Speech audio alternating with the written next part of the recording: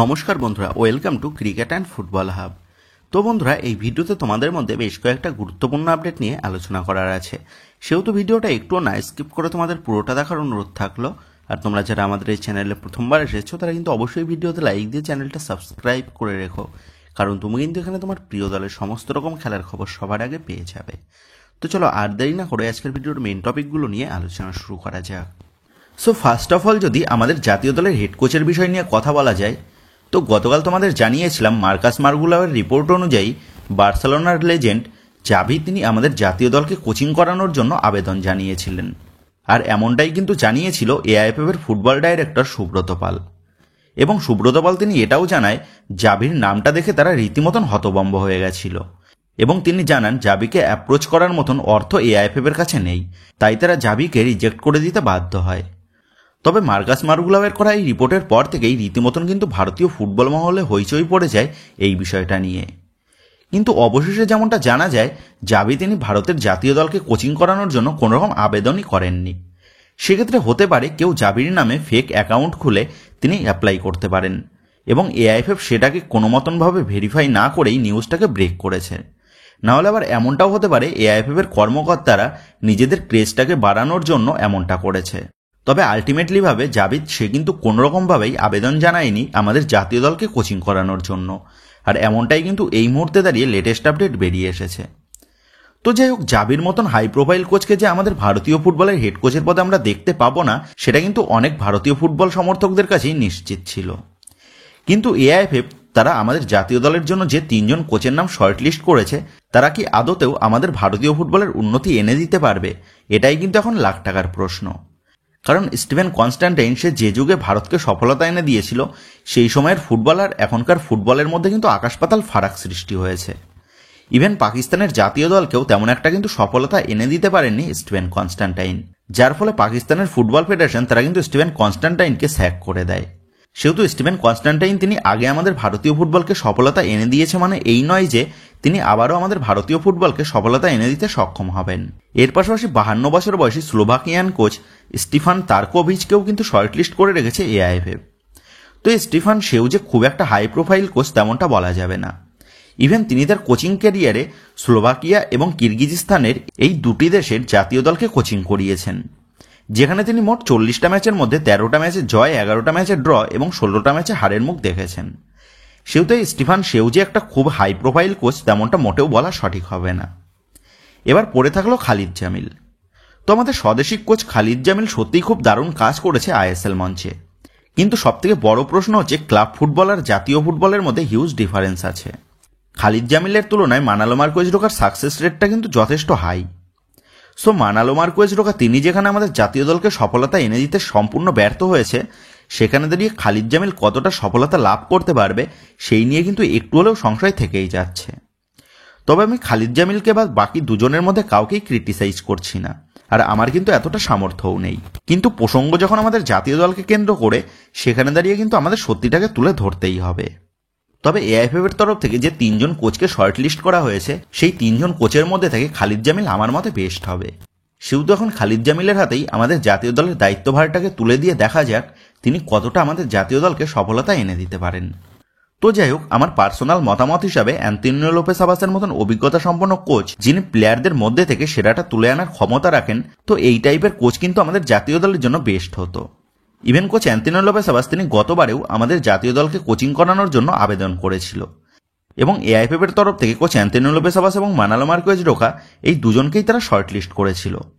তবে শেষ পর্যন্ত গিয়ে এআইএফএফ এর তরফ থেকে মানালো মার্কোয়েজ ঢোকার হাতেই আমাদের জাতীয় দলের দায়িত্বভারটাকে তুলে দেওয়া হয়, এবং শেষ পর্যন্ত গিয়ে মানালো মার্কোয়েজ ঢোকার আন্ডারে গিয়ে আমাদের জাতীয় দলের ফলাফলটা কি হলো সেটা আমাদের সকলের সামনে স্পষ্ট। আর এই মরশুমেও কোচ অ্যান্তোনিও লোপেস আবাস তিনি কিন্তু আবারও অ্যাপ্লাই করেছিলেন আমাদের জাতীয় দলকে কোচিং করানোর জন্য, কিন্তু এআইএফএফ তারা এইবারেও কোচ অ্যান্তোনিও লোপেস আবাসের নামটা রিজেক্ট করে দেয়। আর কোচ অ্যান্তোনিও লোপেস আবাসের পাশাপাশি আরও বড় বড় মাপের কোচেরা তারা কিন্তু পরপর 2বারই অ্যাপ্লাই করেছিল আমাদের জাতীয় দলকে কোচিং করানোর জন্য, কিন্তু তাদের নামটাও কিন্তু ক্যান্সেল করে দেওয়া হয় এআইএফএফ এর তরফ থেকে। আর এইভাবে চলতে থাকলে আগামীতে আমাদের জাতীয় দলের জন্য ভালো মানের কোনো কোচ অ্যাপ্লাই করবেন নাকি সেই নিয়েও কিন্তু যথেষ্ট সংশয় থেকেই যাচ্ছে। তো যেমনটা জানা গেছে, এআইএফএফ সিদ্ধান্ত নিয়েছে তাদের অর্থের সমস্যা থাকার কারণে তারা লো বাজেটের মধ্যে কোনো কোচকে নিযুক্ত করতে চাইছেন। তো এই এআইএফএফ এর উদ্দেশ্যে বলবো, আপনাদের কাছে ভারতীয় ফুটবলের উন্নতির জন্য টাকাটা থাকবে কি করে? আপনারা তো নিজেদের আখেরটাই গোছাতে ব্যস্ত। তো সত্যি এআইএফএফ এর যতদিন পর্যন্ত এইরকম অকমন্য কর্মকর্তারা থাকবে, ততদিন পর্যন্ত কিন্তু আমরা যতই ভারতীয় ফুটবল নিয়ে চিন্তা করি না কেন, দিনের শেষে কিন্তু আমাদের হতাশা নিয়েই ফিরতে হবে। কারণ ভারতীয় ফুটবলের উন্নতির জন্য যাদেরকে রাখা হয়েছে, তারা নিজেরাই চায় না কখনো আমাদের ভারতীয় ফুটবলের উন্নতি হোক। সেহেতু সেখানে দাঁড়িয়ে আমাদের মতন মামুলি ফুটবল সমর্থকদের আমাদের জাতীয় দলকে নিয়ে বেশি স্বপ্ন দেখাটা কিন্তু সত্যিই হাস্যকর একটা বিষয়। তো যাই হোক বন্ধুরা, তোমরা অনেকেই আমার কথাতে সহমত হবে, আবার অনেকেই কিন্তু সহমত হবে না। তবে তোমরা অবশ্যই ভেবে দেখো, এআইএফএফ এর কর্মকর্তারা তারা এতদিন পর্যন্ত আমাদের ভারতীয় ফুটবলের উন্নতির জন্য কোন কোন সঠিক পদক্ষেপগুলো নিয়েছে। তো যাই হোক, তোমরা যারা যারা আমার এই কথাতে সহমত, তারা অবশ্যই নিজেদের মতামতটা নিচে কমেন্ট করতে পারো আমাদের ভারতীয় ফুটবলের উন্নতির স্বার্থে। তো এবার পরবর্তী আপডেটটা বেরিয়ে আসে সিএফএল এর ডার্বি ম্যাচ নিয়ে। তো তোমরা জানো, আজ বিকেল 5:30 থেকে কল্যাণী স্টেডিয়ামে সিএফএল এর ডার্বি ম্যাচ রয়েছে। আর এই মৌসুমের প্রথম ডার্বি ম্যাচে বাজিমাত করার জন্য দুই ম্যানেজমেন্টই কিন্তু নিজেদের দলকে ঢেলে সাজিয়েছে। আর অন্যান্য ডার্বি ম্যাচগুলোর মতনই এই সিএফএল এর ডার্বি ম্যাচটাও কিন্তু রীতিমতন ভারতীয় ফুটবল ময়দানে রণক্ষিপ্ত রূপ নিয়েছে। তো তোমরা আজকের এই হাই ভোল্টেজ ডার্বি ম্যাচের লাইভ টেলিকাস্টটা অফিসিয়ালিভাবে দেখতে পাবে এসএসিএন নামক অ্যাপে সাবস্ক্রিপশন নিয়ে। তবে তোমাদের জন্য আমরা আজকের এই ম্যাচের ফ্রি লাইভ লিঙ্কটা দিয়ে দেওয়ার চেষ্টা করব, যদি আমরা পেয়ে থাকি। আর তোমরা যারা যারা ফ্রি লাইভ লিঙ্ক দিয়ে খেলা দেখতে চাও, তারা অবশ্যই এনএস প্লেয়ার নামক অ্যাপটা ডাউনলোড করে নিও। তো এই এনএস প্লেয়ার অ্যাপের লিঙ্কটা আমরা পিন কমেন্টে দিয়ে দেবো। তো ওখান থেকে গিয়ে অবশ্যই তোমরা এই অ্যাপসটা ডাউনলোড করে নিও, কারণ ম্যাচের সরাসরি লাইভ লিঙ্ক না পেলে তোমাদের জন্য এনএস প্লেয়ারের লাইভ লিঙ্কটা আমরা দিয়ে দেবো। আর ওই লিঙ্কটা তোমরা কপি করে তোমরা এনএস প্লেয়ারের অ্যাপের মধ্যে সেকেন্ড অপশানে গিয়ে কপি পেস্ট করে ওখানে ক্লিক করলেই কিন্তু তোমরা আজকের এই হাই ভোল্টেজ ডার্বি ম্যাচটা দেখতে পেয়ে যাবে। সেহেতু অবশ্যই তোমরা আমাদের পিন কমেন্ট থেকে এনএস প্লেয়ার অ্যাপটা ডাউনলোড করে নিও, যারা যারা এখনও পর্যন্ত এনএস প্লেয়ার অ্যাপটা ডাউনলোড করোনি। আর তোমাদের জানিয়ে রাখি, তোমরা যারা যারা আমাদের লাইভ লিঙ্ক দিয়ে খেলা দেখতে চাইছো কিন্তু এখনও পর্যন্ত আমাদের চ্যানেলটাকে সাবস্ক্রাইব করোনি, তারা আর দেরি না করে আমাদের চ্যানেলটাকে সাবস্ক্রাইব করে রেখো। কারণ তোমরা চ্যানেলটাকে সাবস্ক্রাইব করে রাখলেই তোমরা কিন্তু আমাদের দেওয়া ফ্রি লাইভ লিঙ্কটা পেয়ে যাবে। সেহেতু অবশ্যই তোমরা আমাদের এই চ্যানেলটাকে সাবস্ক্রাইব করে রেখো। আর তোমাদের কাছে আর একটা অনুরোধ রইল, তোমরা যারা যারা আমাদের এই ভিডিওটা দেখছো কিন্তু এখনো পর্যন্ত আমাদের ভিডিওতে একটা লাইক করোনি বা লাইক করতে ভুলে গেছো, তারা অবশ্যই আমাদের এই ভিডিওতে একটা লাইক করে তোমরা আমাদের পাশে থেকো।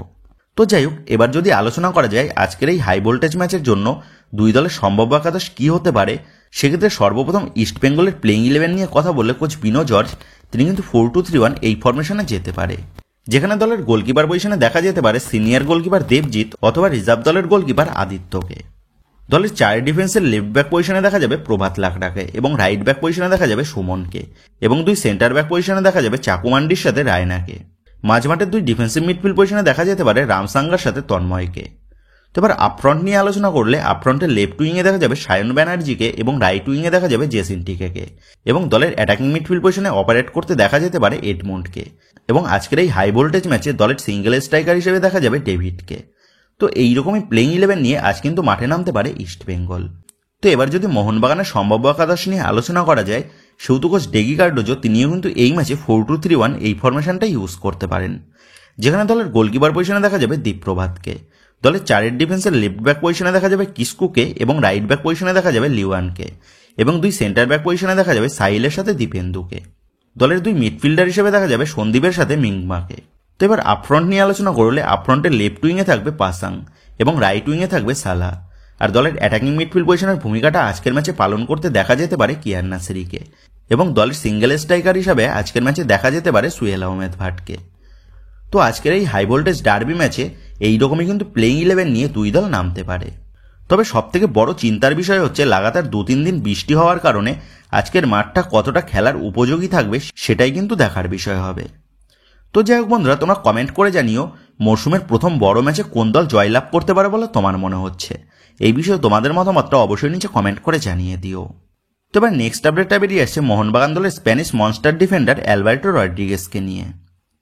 গত মৌসুমে এই স্প্যানিশ ডিফেন্ডার মোহনবাগান জার্সিতে মোহনবাগান দলের ডিফেন্স লাইনকে দুর্ভেদ্য করে তুলেছিল এবং এই অ্যালবার্টো রড্রিগেজকে বিট করে বিপক্ষ দলের স্ট্রাইকারদের গোল দেওয়া কিন্তু বেশ কঠিন কাজে পরিণত হয়েছিল। আর গত মৌসুমে মোহনবাগান দলের ডিফেন্স লাইনকে পাঁচিলের মতন ভরসা দিয়ে মোহনবাগানকে চ্যাম্পিয়ন করিয়ে আবারও কিন্তু এই মরশুমে মোহনবাগানকে চ্যাম্পিয়ন করাতে এবং মোহনবাগান দলের ডিফেন্স লাইনকে নেতৃত্ব দিতে কলকাতায় পা দিতে চলেছে অ্যালবার্টো রড্রিগেজ। আর সেটা কিন্তু তিনি নিজের সোশ্যাল মিডিয়াতেই জানিয়ে দিয়েছেন। তো গতকাল দীপক টাংরি তিনি তার সোশ্যাল মিডিয়াতে অনুশীলনের ফটো পোস্ট করে, আর সেই ফটোতে অ্যালবার্টো রড্রিগেজ সে কমেন্ট করে, see you soon my brother. সেহেতু অ্যালবার্টো রড্রিগেজ সে যে খুব দ্রুত দলের সাথে যোগ দিতে চলেছে সেটা কিন্তু তিনি স্পষ্টভাবেই জানিয়ে দিয়েছেন। তবে এবার প্রশ্ন হচ্ছে, তাহলে কবে কলকাতায় পা দিতে চলেছে অ্যালবার্টো রড্রিগেজ? তো এই বিষয়ে আপাততভাবে যেমনটা আপডেট জানা গেছে, যদি সবকিছু ঠিকঠাকভাবে থাকে তাহলে আগস্ট মাসের 2 থেকে 3 তারিখের মধ্যেই কলকাতায় চলে আসবে এই অ্যালবার্টো রড্রিগেজ। আর যদি তার ভিসা সংক্রান্ত কোনো সমস্যা হয়ে থাকে তাহলে আগস্ট মাসের প্রথম সপ্তাহের শেষের দিকেই অ্যালবার্টো রড্রিগেজ সে কিন্তু কলকাতায় পা দেবে। তবে যতদূর সম্ভাবনা প্রথম সপ্তাহের 3 থেকে 4 তারিখের মধ্যেই কলকাতায় পা দিয়ে দেবে মোহনবাগান দলের মনস্টার অ্যালবার্টো রড্রিগেজ।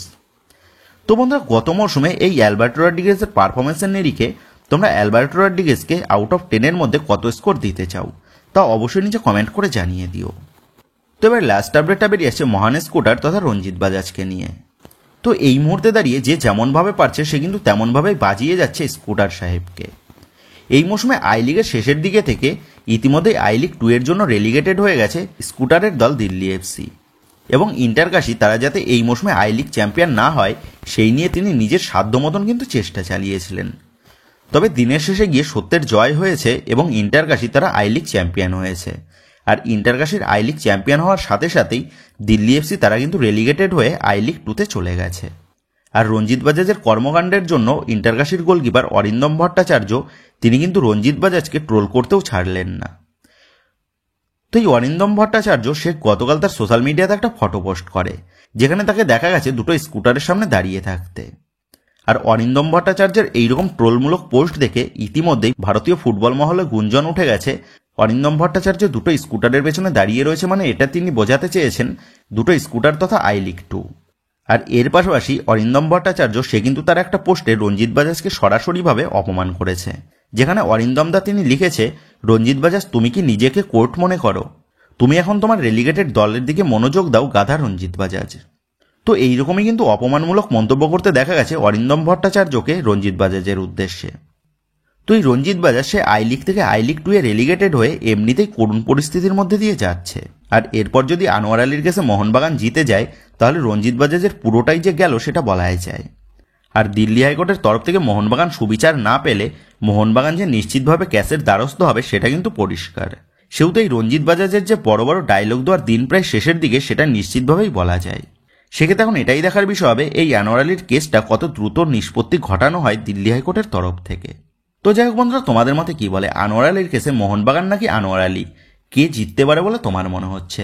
এই বিষয়ে তোমাদের মতামতটা অবশ্যই নিচে কমেন্ট করে জানিয়ে দিও। তো বন্ধুরা, এই ভিডিওতেই আপডেট করা নিয়েই তোমাদের মধ্যে আলোচনা করার ছিল। তো আশা করি ভিডিওটা তোমাদের ভালো লেগেছে। তো যদি ভিডিওটা ভালো লেগে থাকে তাহলে ভিডিওতে লাইক দিয়ে চ্যানেল সাবস্ক্রাইব করে পাশে থাকা বেল আইকনটা অবশ্যই প্রেস করে দিও। তো বন্ধুরা, এই ভিডিওটা এটুকুই ছিল। তো আসি বন্ধুরা, দেখা হচ্ছে পরের ভিডিওতে।